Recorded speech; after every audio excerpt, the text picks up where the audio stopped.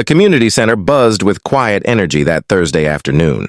Margaret Chen had organized this gathering of local business leaders and neighborhood children, hoping to bridge the gap between two worlds that rarely met. She smoothed her gray blazer and smiled at the young faces scattered. Among the suited professionals, Robert Whitmore stood near the refreshment table, his silver hair catching the light streaming through the tall windows. At 73, he'd built an empire in manufacturing, but lately found himself thinking more about legacy than ledgers. His grandson had suggested he attend today, said it might give him perspective. "Ladies and gentlemen," Margaret's voice carried warmly across the room, "we have something special planned. Mr. Whitmore has generously brought a challenge for us all." Robert stepped forward, gesturing to the imposing black safe his team had wheeled in earlier. The thing stood nearly 5 feet tall, its electronic keypad glowing blue against the dark metal. "Here's the deal," Robert said, his deep voice carrying traces of both weariness and mischief. "I've set a code on this safe. Anyone who can open it gets what's inside." He paused, letting a slight smile cross his weathered face. $100 million. The room erupted. Adults laughed nervously, assuming this was theater. A few business associates who knew Robert's worth exchanged uncertain glances. "You're joking," said Martin Price, CEO of a local tech firm. "I rarely joke about money," Robert replied. "But I'm serious about what matters. The code is something I've learned in my years, something essential. You each get one try." One by one they came forward. Martin tried his own.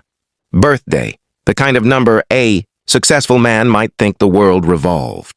Around. Nothing. Patricia Downing, a real estate mogul, entered a sequence based on stock market numbers. The safe remained sealed. Thomas Wright punched in digits representing his company's founding date. Still locked. The children watched, fascinated but hesitant. Most hung back, sensing this was a game for grown-ups. Near the wall, a girl sat on a folding chair, swinging her legs. Destiny Williams was 11, all elbows and knees, her hair pulled into 2 puffs. She'd come because her grandmother cleaned offices in Robert's building and had gotten her an invitation. Destiny had been excited, then disappointed when she realized she was the only kid whose parents weren't in the room wearing suits. She watched the adults fail, one after another. Watched how they stood straighter when they approached the safe, certain of themselves. Watched how their shoulders fell when they walked away. "Anyone else?" Robert asked, scanning the room. His eyes landed on Destiny. "How about you, young lady?" The room went quiet. Destiny felt heat rise to her cheeks. She shook her head. "Come on," Robert said gently. "Everyone else has tried. What have you got to lose?" Margaret caught Destiny's eye and gave an encouraging nod. Slowly, the girl stood and walked forward. Her sneakers, hand-decorated with marker, flowers, squeaked against the polished floor. She heard a few adults chuckle, not unkindly, but with the patronizing amusement grown-ups often show children trying adult things. Destiny stood before the safe. The keypad seemed enormous. Her fingers hovered over the numbers. "What do you think the code might be?" Robert asked quietly, crouching slightly so they were eye level. Destiny studied his face, really looked at it. She saw the lines around his eyes, the way his expression held something tired and searching. She thought about what her grandmother always said. "Baby, the richest people in the world are still looking for the same thing as everybody else." "What matters most to you?" Destiny asked. Robert blinked, surprised. "What matters to me?" "That's what you said. The code is something essential. Something you learned?" Destiny's voice was soft but clear. "What did you learn matters most?" The room was utterly silent now. Robert's throat tightened. No one had asked him that in longer than he could remember. "Time," he said quietly. "Time with the people you love." Destiny nodded. She looked at the keypad, then back at him. "When's your birthday?" "July 14th, 1952. "And do you have kids?" "A daughter, Sarah, born March 3rd, 1979. "Anyone else?" "My grandson, David, January 21st, 2012. Destiny turned to the keypad. Her small fingers pressed 0. 7140-303-0121. July 14th, March 3rd, January 24th. The safe gave a mechanical hum, Locks disengaged with a series of soft clicks. The door swung open. The room erupted in gasps and exclamations. Inside the safe sat not cash, but a large envelope.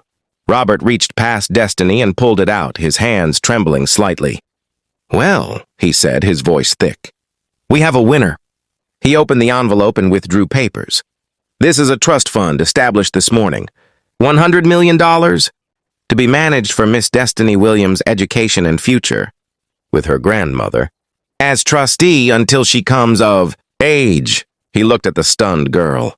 "The rest will go to a foundation in her name, supporting educational programs for children in underserved communities." Destiny's grandmother, Carmen, emerged from where she'd been standing in the back, tears streaming down her face. Destiny ran to her, and they held each other while the room broke into applause. Robert turned to address everyone. "I've spent 50 years building wealth. Spent so much time at the office that I missed my daughter's childhood. Thought the money I made was love enough?" His voice wavered. "Now my daughter barely speaks to me, and my grandson knows me mainly through video calls. I have everything money can buy and nothing that matters." He looked at Destiny. "This child understood in 30 seconds what took me 7 decades to learn. The code was the birthdays of the people I love, dates I should have kept precious, but instead let slip by year after year while I chased numbers on a screen." Martin Price shifted uncomfortably. Patricia Downing wiped her eyes.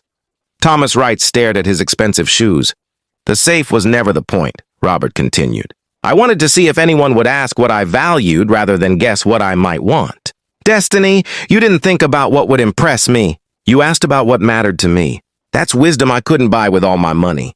Margaret stepped forward, her own eyes bright. "Perhaps we could all share something," she said softly. "When was the last time any of us asked someone what truly mattered to them?"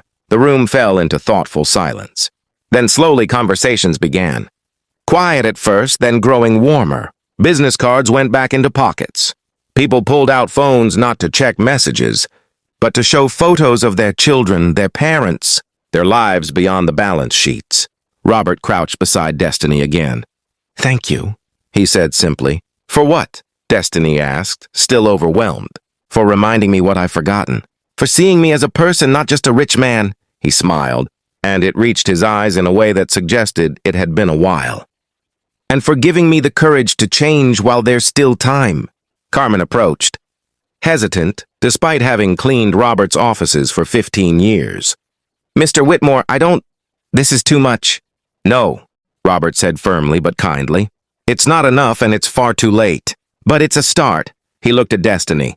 "Your granddaughter sees people clearly. That's rare. Make sure she never loses that." As the afternoon faded into evening, the gathering transformed into something none of them had expected. The safe sat open and forgotten in the corner. What mattered was happening in the conversations blooming throughout. The room, stories of missed, recitals and forgotten anniversaries of years spent climbing. Ladders only to realize they were leaning against the wrong walls. Robert called his daughter that night for the first time in 3 months. The conversation was awkward, painful, honest. But it was a beginning. Destiny went home with her grandmother, still not quite believing what had happened. "Grandma," she said as they rode the bus, "why did they all try numbers about themselves?" Carmen stroked her granddaughter's hair. "People get confused, baby. They think the world revolves around them. You understood it revolves around who we love." The story spread through the city, not the money part, though that made headlines. What people talked about in quieter moments was the question, what matters most to you? And whether they'd been living like they knew the answer. Robert established the foundation within a month, set up the trust for Destiny, started having dinner with his daughter every Sunday, flew across the country to watch his grandson's soccer games. The business, he realized, would survive without him. His family might not. Sometimes,